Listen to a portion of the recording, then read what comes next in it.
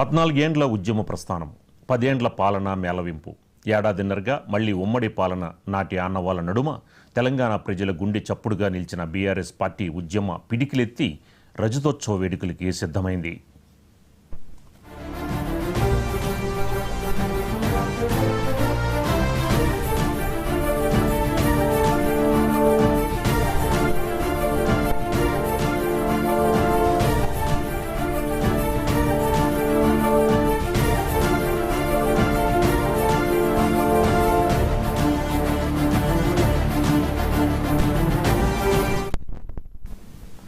BRS 25 ఏండ్ల ప్రస్థానం సందర్భంగా ఏప్రిల్ 27న మరో అద్భుతం ఆవిష్కృతం కానుంది.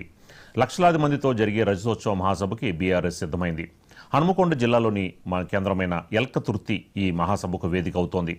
రాష్ట్ర వ్యాప్తంగా లక్షలాది మంది జనాలు, వేలాది వాహనాల రాకపోకలకు అనువుగా ఉండే ఎల్కతుర్తిని మహాసభ వేదికగా బీఆర్ఎస్ అధినేత కేసీఆర్ నిర్ణయించారు. గులాబీ దళపతి కేసీఆర్ ఆదేశాల మేరకు బీఆర్ఎస్ ముఖ్య నేతలు ఈ మహాసభ ఏర్పాట్లలో ఇప్పటికే నిమగ్నమయ్యారు.